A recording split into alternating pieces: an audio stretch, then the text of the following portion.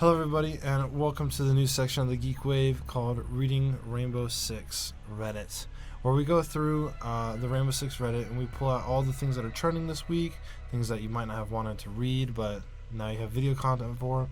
We also go and look at some of the operator creator ideas that come out in the Rainbow Six operator creator subreddit. There are some gems in there, but there is certainly a lot of not gems in there too, that we just love to read and enjoy, and hopefully you can enjoy it with us. So I'm Gavin. I'll be here for about another semester, and then over here is Kendall. He'll be probably here for more than a semester, but he's hopefully. Yeah, we both love Rainbow Six and we both love Reddit, so please enjoy it with us. First things first, we're going to talk about what is trending with Rainbow Six Siege Reddit.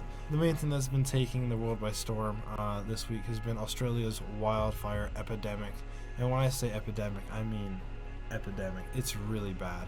A lot of people have been posting on Rainbow Six Reddit trying to ask Ubisoft to get some sort of donations going, so that way there would be a way in game to help Australia out. The biggest thing has been Firefighter cosmetics for operators like Mozzie or Gridlock, so that way all proceeds would go to the Australia wildfire.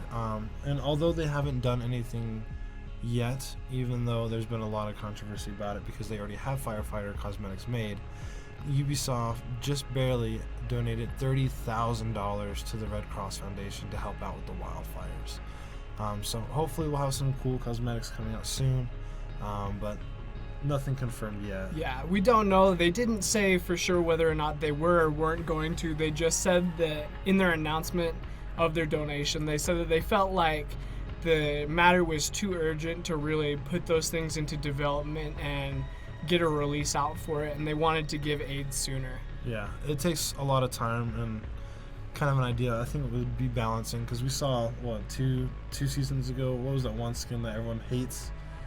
I can't remember. Is it? It doesn't matter, but it takes a lot of time and effort to put in these cosmetics, and they just want to make sure that everything comes out properly.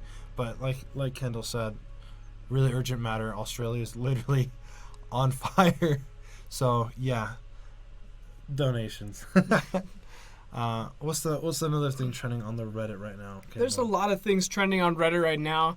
As I've been looking through, obviously there's a lot of cool clips from people. There's a lot of console war between PC and console. Always. But a big thing that I've been seeing a lot is people not really happy with where Kali's at right now.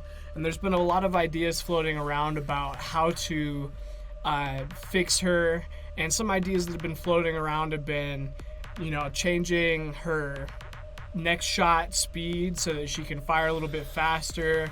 There's been ideas, I think I saw one the other day for being able to change the reticle on her sniper. But a big one that I wanted to talk about is there's been ideas floating around about giving her another primary for her loadout instead of the sniper, which is an idea that I cannot get behind. I don't get like behind it either. That is terrible. And the reason that we were discussing before we decided to record is that it changes the idea of what Kali is as an operator, and a lot of people want to use her as a new Ash or a new Finka, being able to kind of breach and run and gun, and giving her an assault rifle would make her able to do that. Would give her a lot of fragging potential that way, but that's not what she's meant to do. She's meant to be a long angle holding anti-gadget operator. Yeah, so anyone that's really supporting that, I don't support you. You as a person. But another thing that has been trending on the Reddit, and I can't really back this, but it's been supporting that there be another game mode added on top. Ever since they changed the casual mode into quick play, a lot of players feel like all they're going against in quick play is sweats, or they're not able to have a casual fun time anymore. So they want another game mode just called casual, meant for casual players, so they can keep running their Tachanka spawn peaks, their warden anchoring, their all these amazing runouts. A lot of pro gamer moves. A lot of pro gamer moves with little success. So people want that, and I don't really support it. Rainbow Six is in itself one of the most sweaty try-hard games you can get. So by adding another game mode to compensate for essentially nothing that has changed, because let's be honest, casual's always been kind of still a little bit sweaty. A lot of people use it to warm up. Unranked takes a long time to warm up because it's essentially the length of a ranked match. So there's just not a ton you can really do to compensate the sweatiness. Not only is it not effective to try and use a playlist to kind of shoehorn player actions, because that's really what it's about, it's also, if they added another game mode, it would just kind of further divide the player base. And while you might see less sweaty gamers going into a casual game mode, it's also going to take longer to queue up. Exactly. If you're dividing the player base with all these game modes. Yeah, you'll be playing with some kids in Australia at some point, because you've been queuing for what, like 20 minutes? It'll be Operation Health all over again. Operation Health. All right, well that's it for everything that's been trending this week. If you've noticed anything that we've missed, feel free to let us know. We love the Reddit, so please let us know. But now hopping onto the subreddit about Operator Creator, we have a few gems that we found. And like I said, we filter these out every week. We go by the newest. So here are a few ones that we want to give shout outs to because they've been so genuinely good. Kendall, go ahead and reach out with the one that you discovered first. All right, so this one comes from user Wallaby Collector. I love the name. And he had an idea for, he or she had an idea for a attacker and a defender for this upcoming season of operators, and I kind of liked both of these ideas. I thought that they could use some tweaking, and I'm going to talk about kind of suggestions from the comments on this post about how to change it and some ideas that we saw. But the attacker would be someone who could hack defender gadgets, and the way that it would operate is it would be something like Dukebi's logic bomb, but it would operate in a radius around the operator while it's going on. It would last about, they suggested 7 seconds, and we kind of decided maybe a little bit longer for the animation just because it is powerful. But during that time, all gadgets within the area of the effect would then be switched hostile from attackers to defenders. So things like Capcan traps, Legion mines, Gersmots, all of those things would then be turned hostile towards defenders. And it would be for planting mostly, to try and help protect those who are planting from defenders rushing into the site. And I kind of like that idea. Yeah, it sounds pretty terrifying to me. If I were a defender and I saw that was on the team and I saw the bomb get planted, I would be completely terrified to enter that objective. But like, as long as it's like a single use thing, or maybe just 2 uses and it just doesn't last super long, I think it'd be okay. Just because, I mean, and it would be effective in all game modes is the thing, because a lot of people, when they do Operator Creator, they're specifically thinking about a ranked mode. They don't really care about casual or anything, because the people that post on the subreddit are usually pretty passionate about Rainbow, so they're usually pretty into the ranked setting. But yeah, I think it works fine. It would be terrifying, but it just gives more importance to prevent the bomb being planted. And it only, I mean, when the defenders have such a trap-oriented meta right now, it would really just devastate it. It would really just make people not want to run traps. It would totally, in my opinion, change the meta pretty harshly. But yeah, I would hate to be running an all-trap team and then have to rush back to objective. I especially think it would be kind of neat to see that in competitive team play as well, because if you had good coordination, a team that's pushing the objective really hard and pushing defenders back into sight would be able to use that gadget to kind of force defenders to engage. Like if you were pushing back, say, a Capcan or a Legion back into sight, and you were able to communicate to that person on your team and say, pop that gadget, those operators pushing back into sight would have to be conscious of running into their own gadgets, which I think in that sense might be a little overpowered, and maybe having something like an indicator on your HUD, like Lion, when he uses his drone, saying that gadget is active as a universal ability, would at least let the defenders know that they can't run past their traps, and they'd still have to remember where they placed, say, their cap cans or their Gersmots to be able to avoid those. And I think that would be kind of the most balanced situation. Yeah, I mean, I think it's a great idea. I'm excited for it. Was there a defender with that operation? There was a defender with that operation. The defender has a really simple idea for his gadget. His gadget would be something that would deploy over drone holes and would basically seal them up. And that would be it. And I personally like that idea. A lot of the people commenting on that idea were not super big fans. They said it's basically just mute, but worse.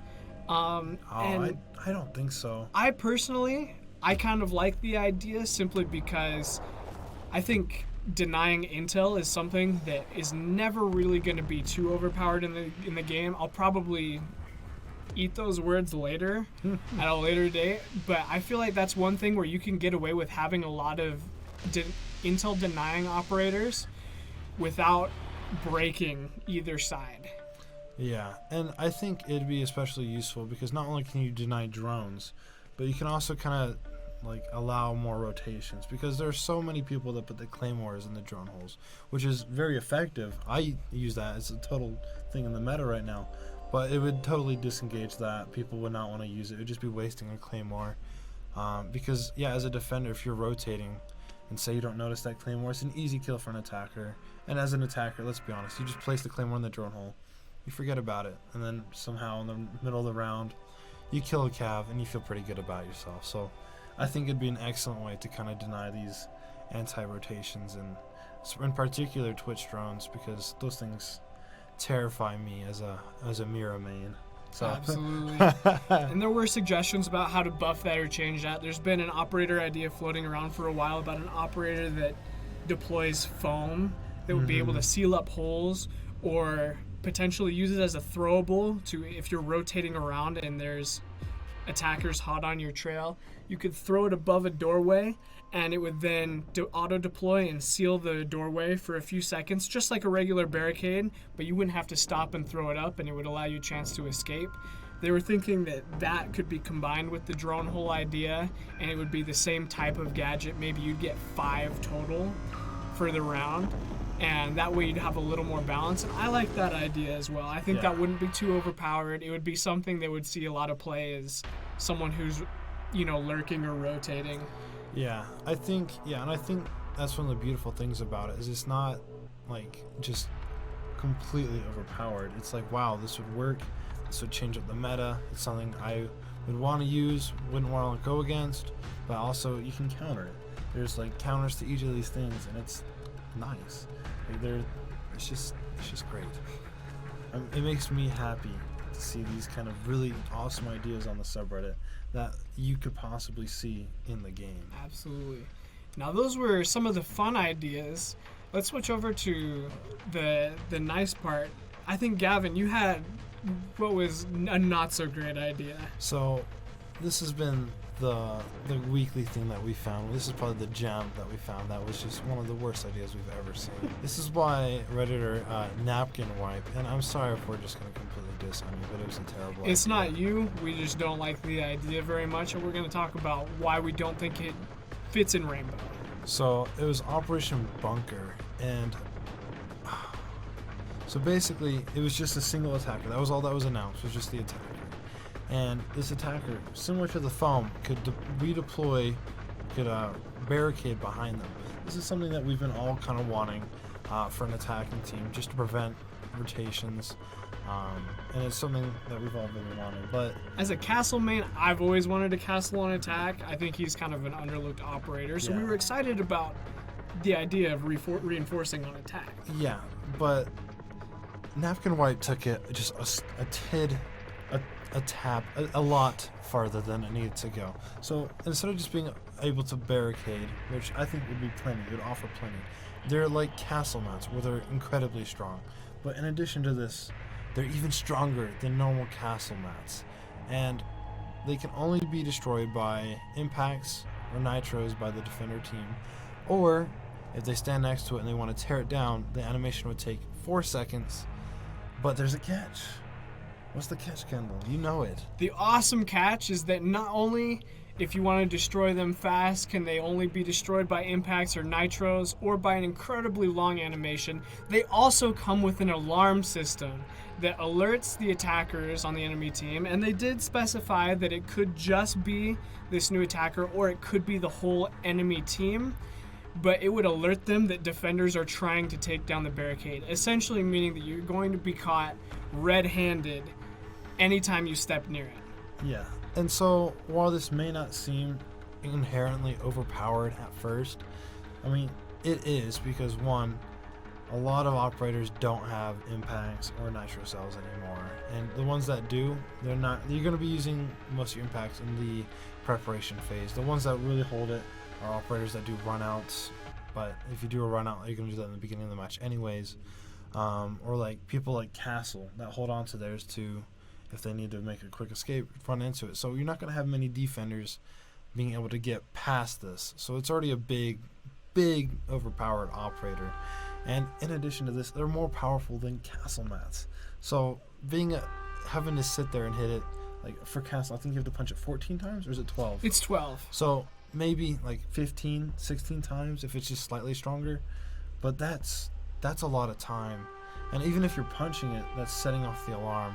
But if you're setting off the alarm, people know where you're at. It just completely just anti-roaming to its T. I mean, Blackbeard is an anti-roamer, but even himself is not that incredibly powerful. One of the big problems that I took to the idea was the idea that this operator would have breach charges as one of their gadgets, essentially meaning that you could place down this barricade, set a breach charge on it, and wait for the alarm to go off before setting off the breach charge and killing that defender basically instantly. Because I believe breaches still do 50 on the same side as the breach, but they do 150 to the opposite side. Yeah. So it would be basically a free insta-kill that you'd hear coming. And we just don't feel like that idea really fits in Siege right now. Although we do like the idea of an attacker that could reinforce. Yes, it's always been something that most Rainbow Six players want, because it would help us out a lot. Seeing as to how popular Castle is in kind of the meta. Oh yes, so popular. Well, I think that's it for this week. If there's anything that we missed in the main Reddit, please let us know. Like I said, we love Reddit, so let us know.